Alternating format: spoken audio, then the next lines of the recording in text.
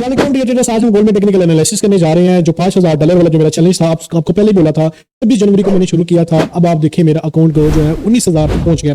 Last Friday को मैंने इस अकाउंट में कोई भी ट्रेड नहीं की। उसकी मेन रीजन ये थी कि मार्केट काफी ज्यादा रैली में चल रही थी, जैसे कि आप देख सकते हैं कि प्राइस यहाँ पे रैली में जा रही थी, जिसकी वजह से मैंने ट्रेड नहीं की। क्योंकि मैंने सबसे पहले प्रायोरिटी दी एक ही चीज को थी, वो क्या चीज थी कि मुझे जस्ट ये अपना प्रॉफिट सिक्योर करना है ताकि नेक्स्ट वीक के लिए बेस्ट ट्रेड कर सकूं। अभी हम एनालिसिस करते हैं, देखते हैं एनालिसिस में हमें क्या मिलता है ट्रेड करने को। फर्स्ट ऑफ ऑल मैं आपको बता दूं कि लास्ट वीक मैंने एक रिट्रेसमेंट बताई थी अपने इस ट्रेंड लाइन पे।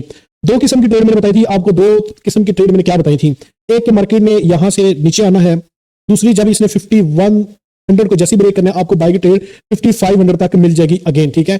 लेकिन एक और मैंने बताया था अकॉर्डिंग टू ट्रेंड लाइन, क्योंकि मार्केट क्रैश करने पर आ गई थी, क्योंकि इसने जो वॉल्यूम फेयर वैल्यू गैप देना शुरू किया थे डे 1 में भी ओबी तक अभी कवर नहीं हुआ, तो इस वजह से ये एक बहुत बड़ी करेक्शन थी जो कि मार्केट में नहीं हो पा रही थी, तो गोल्ड ने भी कर दी। और ये रिट्रेस में बताई थी 80 से 90 के आसपास, मुझे एग्जैक्ट अभी फिगर याद नहीं है, लेकिन जब आप ट्रेंड लाइन लगाएंगे आपको पता चल जाएगा। लेकिन मैं इस पे मेरी ट्रेड मिस होगी उसकी, लेकिन इधर से मैं बाय नहीं कर सका क्योंकि मार्केट ने 4404 या 3 लगाया आई थिंक। तो लेकिन जब प्राइस दोबारा से पंप हो रही थी तो मुझे एक मौका इनसे भी मिला था बाय करने का, तो मैंने होल्ड किया। और मैंने ग्रुप में भी ट्रेड करवाई थी और वो मेरी 0.20 की ट्रेड थी। 0.20 की ट्रेड ऑलमोस्ट वो अकाउंट में तकरीबन $3200 मेरी प्रॉफिट में गई। लेकिन जब दोबारा एक दफा क्रैश आने पर आया तो मैंने उसको $2200 पर क्लोज करवा दिया था। क्योंकि देखो जब आपका फ्रेश अकाउंट होता है ना, तो फ्रेश अकाउंट में इतनी लंबी ट्रेड लगा के छोड़ना गैर मुनासिब, ये आपकी साइकोलॉजी के लिए एक गैर मुनासिब हरकत है। क्योंकि आपको मोटिवेशन आपको प्रॉफिट और फंड के ऊपर होगी जब आपका अकाउंट बड़ा है, ठीक है। अब चलते हैं, हम बढ़ते हैं, अब देखते हैं नेक्स्ट वीक में क्या होना है। मैं आपको डे 1 में लेके चलता हूँ। खैर ये मेरे पास एक रिट्रेसमेंट थी, मार्केट ने रिट्रेसमेंट किया। अच्छा देखिएगा मार्केट का अभी भी ना गैप आपको नजर आ रहा है, तो अगर ये गैप ना होता तो मेरे पेंडिंग ऑर्डर थे तो प्राइस को मैंने पिक कर लिया, क्योंकि ये ट्रेड आपको अनाउंस की हुई थी।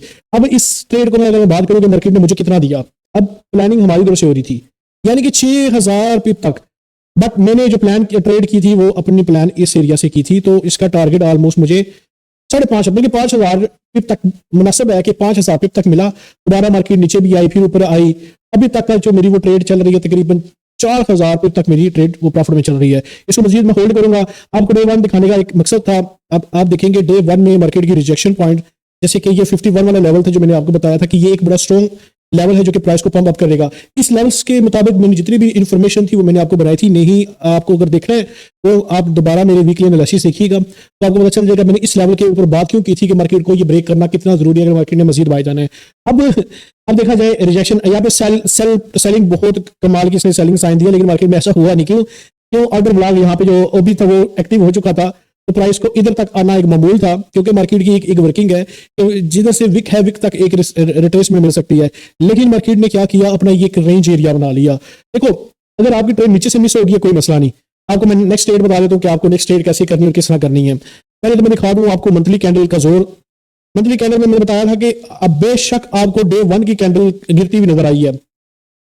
अच्छा, जब मैंने वीकली एनालिसिस शेयर किए थे तब मैंने ये वाला एक लेवल भी बोला था, ये भी ट्रेंड लाइन के मुताबिक वही 4380 के आसपास बनता है। प्राइस को यहां तक रिटेस्ट हो गया। अब देखने में कैंडल की जो वर्किंग है कंप्लीटली रिट्रेसमेंट हो चुकी है। मार्केट का नीचे आना मामूल नहीं है। अभी मार्केट को क्या नीचे आके करना है। दूसरा, कैंडल क्लोजिंग मिली थी हमें ये वाली, अगर ये पहले कैंडल ओपन होने से पहले 51 को टच करके आता तो दोबारा इसने क्रैश मारना था, तो फिर इसने नीचे वाले भी कोई लेवल ढूंढने की कोशिश करता अगर इसने ऐसा कुछ करना होता, बट ऐसा होना नहीं है।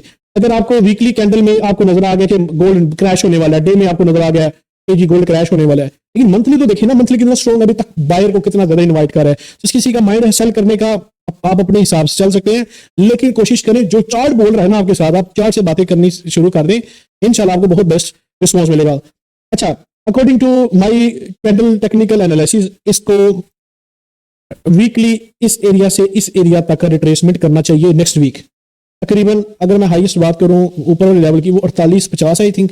आप ना कोशिश किया करें, क्योंकि मैं सम टाइम मुझे फिगर बोलने में थोड़ा सा आगे पीछे फिगर्स हो सकते हैं, लेकिन कैंडल की बॉडी स्टार्टिंग से लेके एक यहाँ तक का है और यहाँ तक का क्या बनता है, क्योंकि भी मुझे दोबारा इसको करना पड़ेगा तो टाइम मुझे काफी लग जाएगा। इस तरह तो आप ये वाला ठीक है, ये 4785 बता रहा है, लेकिन मुझे फिगर जो नजर आ रहा है वो 4800 का नजर आ रहा है। 4800 तक का ये एक रिट्रेसमेंट एरिया है। अगर आपको इधर से फिर भी ट्रेड मिस हो जाती है तो फिर आपके पास कौन सा है, फिर आपके पास मैं दिखाता हूँ क्योंकि यहाँ पे ट्रेड दो तरह की है, इस वजह से मैं आपको उस तरीके से समझा रहा हूँ। अब देखिए ये हमारे पास आ गया रेंज, ठीक है, ये हमारा रेंज एरिया सारा।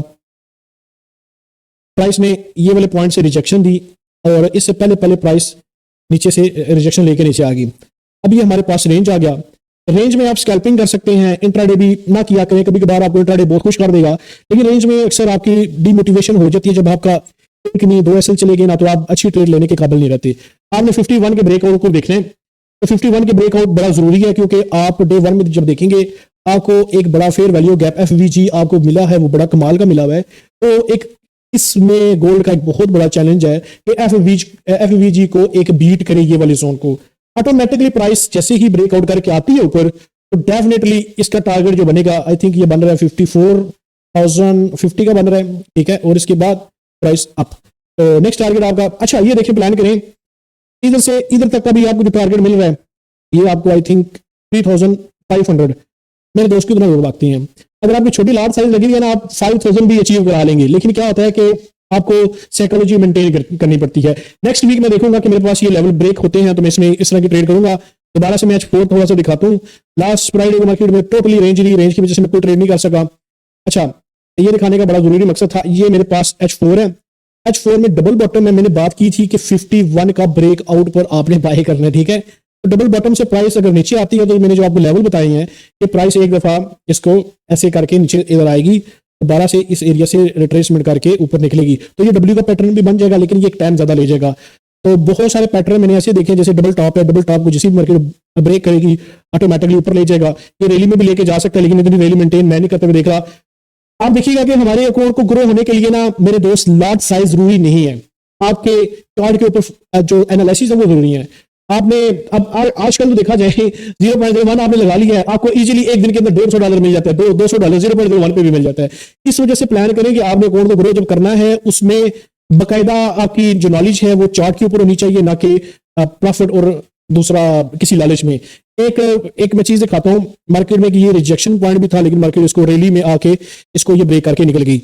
अगेन एक और मैं अनाउंसमेंट करता हूँ, अगर आप मेरे ग्रुप में ऐड होकर लाइव ट्रेड मेरे साथ करना चाहते हैं, ये जो मेरे $5000 वाला अकाउंट शुरू किया था, इसमें से बहुत सारे मेंबर्स जो न्यू जिन्होंने ज्वाइन किया है, जैसे मैं ट्रेड कर रहा हूँ वैसे वो भी कर रहे हैं, और आप भी मेरे इस ग्रुप का हिस्सा बन सकते हैं, मेरे साथ लाइव ट्रेड करके अपना अकाउंट ग्रो कर सकते हैं।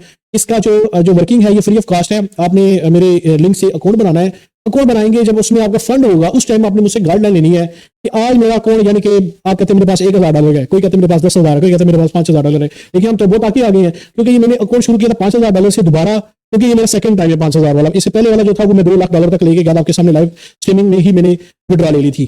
तो दोबारा ये शुरू करने का मकसद था कि आप साथ सब ज्वाइन कर लो, लेकिन कुछ लेट आए हैं, जो लेट आए हैं, अगर आपका $5000 का अकाउंट है, 10,000 का, 1000 का, आप उससे गाइडलाइन लें, उसके मुताबिक लार्ज साइज ओपन करें मेरे साथ। शायद आपको ये फील हो कि पूरा शायद मैंने मॉर्निंग टाइम कोई ट्रेड नहीं की, ये ट्रेड नहीं कर रही, लेकिन मेरा मेन मकसद ये होता है क्वालिटी ट्रेड करना। क्वालिटी ट्रेड करेंगे ना, तो आपका अकाउंट इस तरह अकाउंट ग्रो होगा। अभी देखा जाए तो मुझे टोटल आई थिंक मैं ये 26 जनवरी को शुरू किया था, लेकिन 27 जनवरी को मैंने इसमें वर्किंग स्टार्ट की थी। उसकी मेन रीजन ये थी कि बैंक हॉलीडे आ गया था।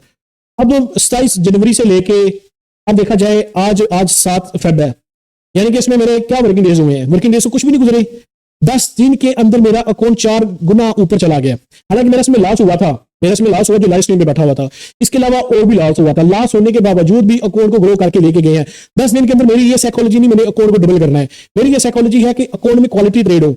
आपको क्वालिटी ट्रेड में ऐसा हो सकता है कि आज कम प्रॉफिट बने, लेकिन कल बन जाए, कल ना बना तो परसों बहुत प्यारा बनता है। तो कोशिश यही करनी है कि छोटी अनाड़ी से सेटअप पे ट्रेड करना। मैं प्योरिटी नहीं दे रहा अकाउंट में, मेरी प्योरिटी यही है कि क्वालिटी ट्रेड हो, ताकि अपने अकाउंट को जल्दी से जल्दी अकाउंट ग्रो करें। दुआ में याद रखिएगा, टारगेट मैंने आपको बता दिया था कि एक आपका 5450 वाला टारगेट है, लेकिन 5500 वाले ब्रेकआउट के बाद मेरे दोस्त इसका लास्ट 5600 का हाईएस्ट लेवल था। ये ब्रेक होने की बात है, 6000 तक जाएगा, गोल्ड ने ऊपर जाना है।